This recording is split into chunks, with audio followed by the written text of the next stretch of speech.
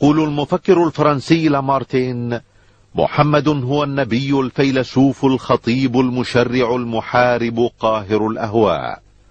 وبالنظر لكل مقاييس العظمة البشرية أود أن أتساءل: هل هناك من هو أعظم من النبي محمد؟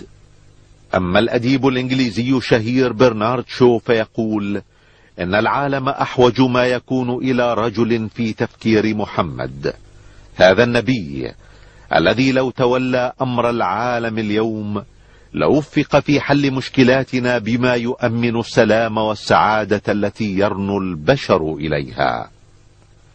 أما مايكل هارت فيقول إن اختياري محمدا ليكون الأول في أهم وأعظم رجال التاريخ قد يدهش القراء، لكنه الرجل الوحيد في التاريخ كله الذي نجح أعلى نجاح على المستويين الديني والدنيوي.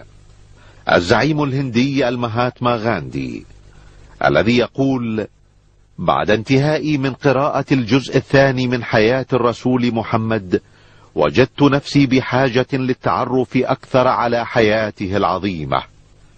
إنه يملك بلا منازع قلوب ملايين البشر. أما الكاتب الإنجليزي توماس كارلايل فيقول: إني لا أحب محمدا لبراءة طبعه من الرياء والتصنع. إنه يخاطب بقوله الحر المبين قياصرة الروم وأكاسرة العجم، يرشدهم إلى ما يجب عليهم لهذه الحياة الدنيا والحياة الآخرة.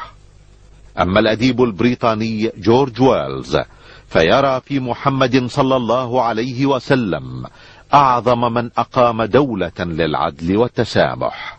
أما الباحث الإنجليزي لايتنر فيقول: إني لأجهر برجائي بمجيء اليوم الذي يحترم فيه النصارى المسيح عليه السلام احتراما عظيما باحترامهم محمدا.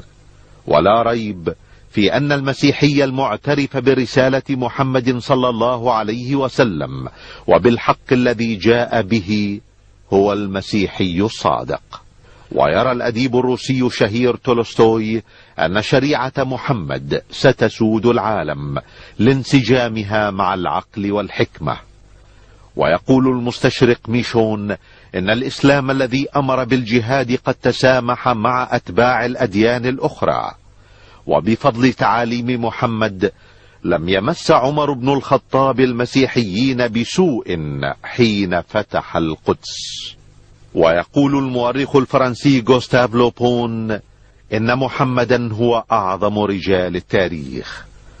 أما مؤلف موسوعة قصة الحضارة ويل ديورانت فيقول: إذا ما حكمنا على العظمة بما كان للعظيم من أثر في الناس قلنا إن محمدا هو أعظم عظماء التاريخ.